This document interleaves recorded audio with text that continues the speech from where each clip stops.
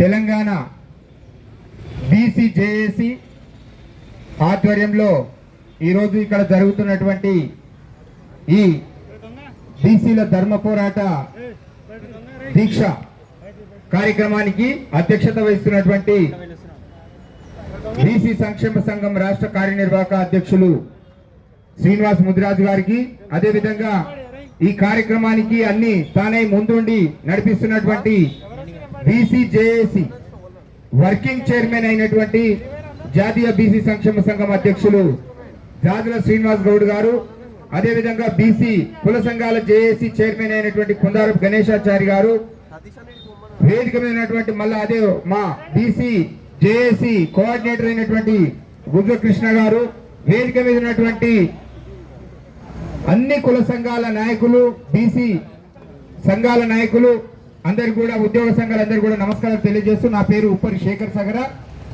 నేను తెలంగాణ సగర సంఘం రాష్ట్ర అధ్యక్షుడిని, అదేవిధంగా బీసీ కుల సంఘాల జేఏసీ కన్వీనర్ గా బాధ్యతలు నిర్వర్తిస్తా ఉన్నా.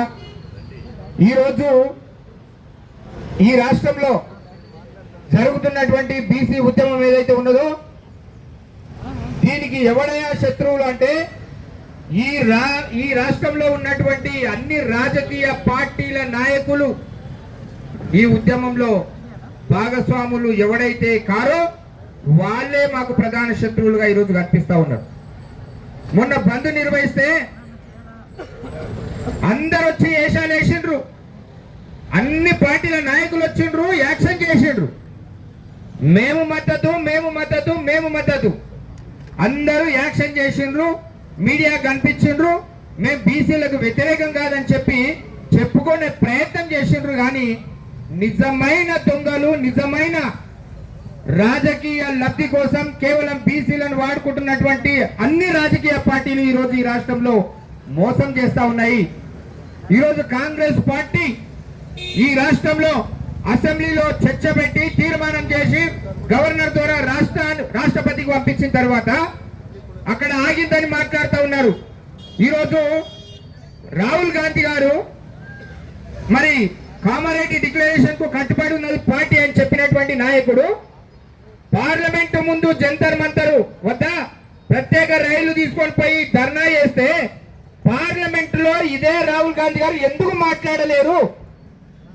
ఈరోజు అడుగుతా ఉన్నాం. తప్పకుండా ఆయన ప్రకటించిందే కదా, ఆ పార్టీ ఏదైతే కామారెడ్డి డిక్లరేషన్ కు కట్టుబడినటువంటి పార్టీ నాయకుడే కదా, ప్రతిపక్ష హోదాలో ఉన్నటువంటి రాహుల్ గాంధీ గారు పార్లమెంట్ లో ఎందుకు మాట్లాడలేరు? అయిపోయింది. సరే, వీళ్ళు ప్రకటించారు కాబట్టి ఏ విధానంతో మీరు హామీ ఇచ్చిండ్రో హామీని నెరవేర్చండి అని చెప్పి భారతీయ జనతా పార్టీ ఈరోజు కేంద్రంలో ఉండి వాళ్ళు రాజకీయ లబ్ధి కోసం ఇది ఇస్తే 9th షెడ్యూల్ లో పెడితే పార్లమెంట్ లో బిల్లు పాస్ చేస్తే చట్ట సవరణ చేస్తే క్రెడిట్ కాంగ్రెస్ పార్టీకి అవుతుందని చెప్పి బీజేపీ నాయకత్వం వాళ్ళు ఏం చేస్తారు? అసెంబ్లీలో మద్దతు తెలుపుతారు, పార్లమెంట్కి వచ్చే వరకు కిమ్మనుంటారు. ఇక అంతకుముందు బీఆర్ఎస్ పార్టీ. ఈరోజు నేను అడుగుతా ఉన్నా, ఈ దేశంలో రాష్ట్రపతి ఎన్నికలు జరిగినప్పుడు పార్లమెంటులో ఉన్నటువంటి వందలాది మంది పార్లమెంటు సభ్యులను కూడగట్టేటువంటి ప్రయత్నంలో ఏ స్థాయిలో మీరు ప్రయత్నం చేసిండ్రు, అదే స్థాయిలో ఈ బీసీ రిజర్వేషన్ల అమలు కోసం మీరు ఇచ్చినటువంటి బీసీ 42% విద్యా ఉద్యోగ రాజకీయ అంశాలలో మరి చట్టబద్ధత తీసుకురావడం కోసం కాంగ్రెస్ పార్టీ ఎందుకు అంత చిత్తశుద్ధి ప్రకటించలేకపోతుంది? భారతీయ జనతా పార్టీ బీఆర్ఎస్ కూడా ఈరోజు జూబ్లీహిల్స్ ఎన్నికలు జరిగితే 15-20 రోజులు దప్పిడి చేసి ప్రస్తుతం ఉన్నటువంటి మంత్రులు, మాజీ మంత్రులు, ఎమ్మెల్యేలు వందలాది మంది పోయాడ తిష్ట వేసి 10 ఇంట్లకు ఒక ఇన్ఛార్జ్ గా పెట్టి ఛాలెంజ్ చేసినటువంటి నాయకత్వాలు, నాయకులు, పార్టీలు ఇదే బీసీ రిజర్వేషన్ల మీద, బీసీల మీద ఉన్నటువంటి చిత్తశుద్ధిని నిరూపించుకోవడం కోసం ఈ వేదిక వికారులు ఎందుకు రాలేకపోయిండ్రు? ఈ ఉద్యమంలో ఎందుకు కలిసి రాలేకపోతా ఉన్నారు? ఇది మనం అడగాల్సినటువంటి అవసరం ఉంది.